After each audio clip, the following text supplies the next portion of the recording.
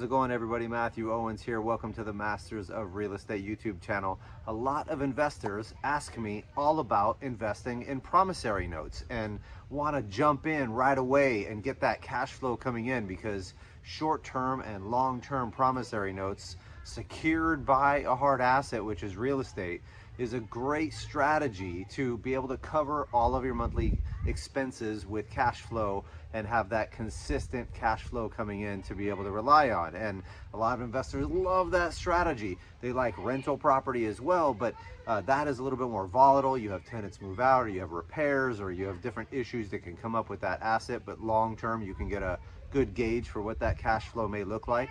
But on a promissory note, it's a lot more consistent monthly payments for a longer period of time.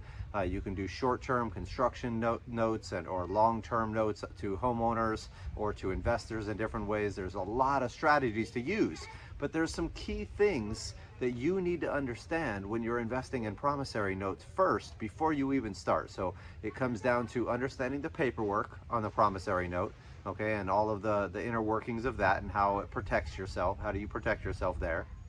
Comes down to the borrower and who that borrower is, and you know, all about them.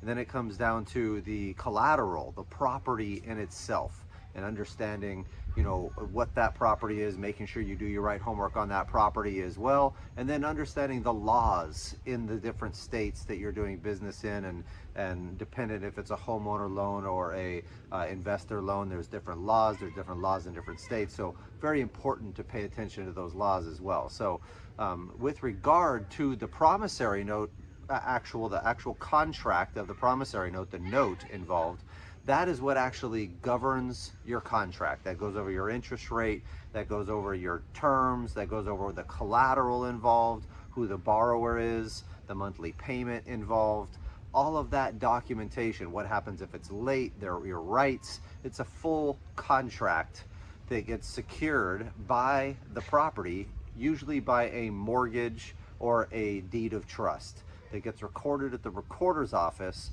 to protect you and give you that collateral, so that you're now secured against that property, where that property cannot be sold without you getting paid off.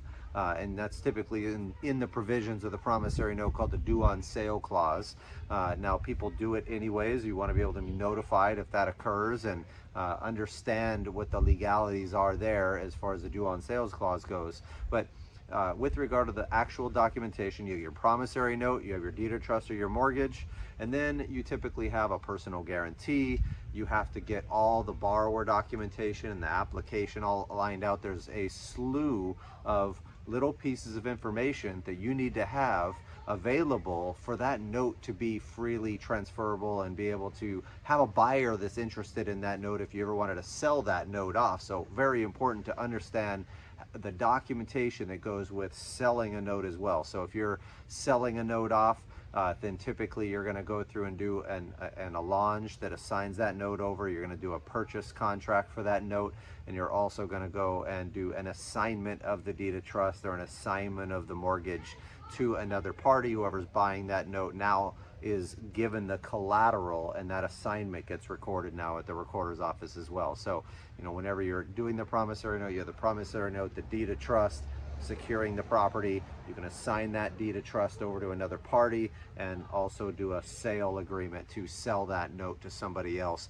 Now, there's different legalities involved. You need to make sure you understand what state you're doing business in. Very important. Sometimes you have to 100% be licensed. Depends on the notes or the types of notes you're doing, if you're doing it to homeowners or to investors or not, or in some states it doesn't matter. So you need to get the right legal advice whenever you're selling notes off, and, you know, understand what you're doing there. The other aspect is dealing with the borrower. Are you doing this to a homeowner where you're looking at their income, is their ability to repay this, and dealing with Dodd-Frank laws and the SAFE Act laws and different legalities with regard to that note in itself and how much interest you can charge with usury laws and things like that? So understanding who your borrower is and saying, does that person need to make enough money to repay, or am I lending to an investor that has rental income on a property that then can support that debt as well? And you want to look at the debt service coverage ratio on that to protect yourself as a lender. So whenever you're lending money, you're looking at that borrower, look at their credit report, do a background check on them to make sure there's nothing crazy that comes up that they didn't disclose to you. Make sure they have enough cash reserves sitting there so that way you are protected, and make sure they have, you know, a way to repay. If they don't have a job or no income coming in, it's obviously difficult to prove that they can afford that house in the first place, which, you know, comes with other legalities. There's disclosures and different things that need to be done when you're lending to homeowners. And so when you're lending to the borrower, to a borrower that's a investor, same type of thing. You're going to go through and do the homework on that borrower in detail, go through the same background and credit checks. You might be looking a lot more at the rental income on that property and the loan to value as well on that property as well, to protect yourself. So you got the borrower side of things, where you're looking at their financial strength. You have the paperwork side of things, and then you have the property side of things, where you have to really analyze that deal. A lot of note investors don't kind of skip this step and don't get detailed pictures, don't do a walkthrough of the property, or at least get a general estimate for what renovation might be needed based on documentation and driving by the property and doing the right homework on that deal. I look at it very much like a flip project. What am I going to be into that property for if I have to foreclose on the property and do any fix up that needs to be fixed, and then get that property resold on the back end? So you're looking at how, if you have to foreclose, what is your risk, how can you mitigate that risk, and how can you actually go through and take over and get that resold for a profit, so that you're not going to lose money. You have to be happy if you're going to buy the property and get the property back, and you got to be happy if the note performs. That's the rule behind note investing. Never invest in a note or lend somebody capital on a property that's secured by a property where you don't want that property back. If you don't want that property, you shouldn't be lending on that deal. And so you need to make sure that you're looking at appraisals or BPOs on the property, coming up with your own comp analysis so you know what the true market value is, looking at the pictures to see what renovation you think might be needed on that deal as well. And then if you were to foreclose at whatever loan amount you're planning on lending, what you might have some foreclosure costs and some fix-up costs coming to a total cost.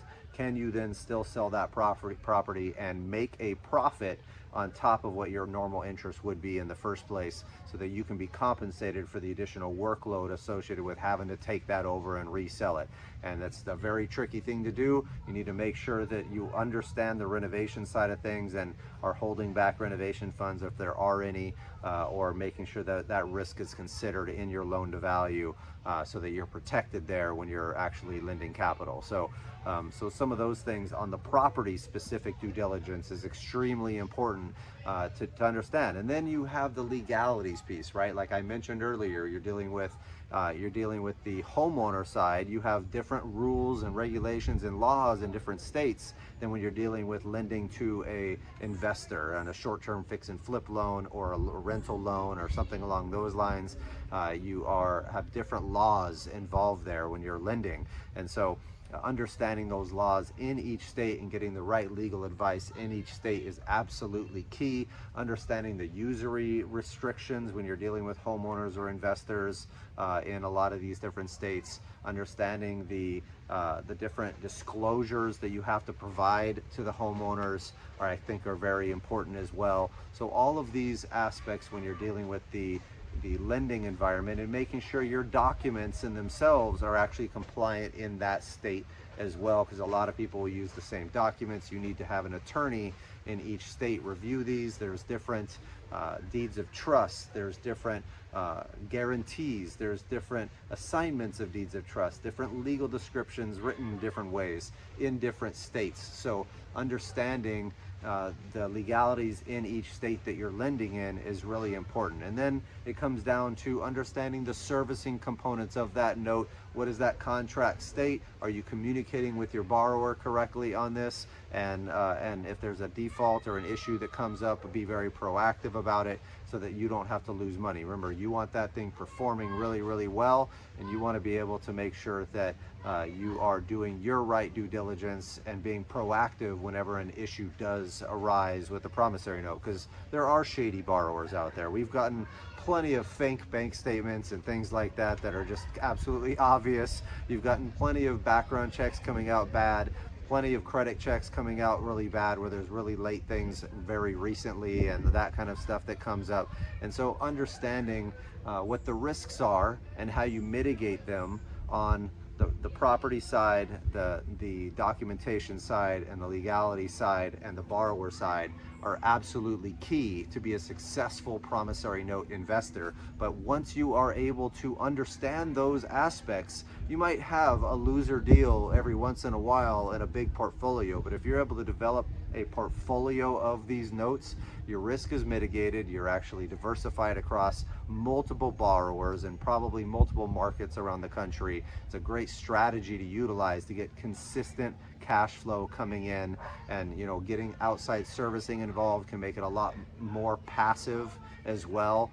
There's always going to be some active things that you can do on those deals. You always want to make sure that your insurance and property taxes are all paid up, so that way you don't get additional liens that are secured against that property that take precedent over yours. So I hope this helps you guys understand promissory note investing. It's an amazing strategy to utilize. If you guys like this content, please like, subscribe, hit that notification bell, and I'll be coming out with more content every single week just to help you guys out and add some value. So if you find ways of working with us, please feel free to reach out, and we'd love to talk with you and see how we can help. Talk to you soon.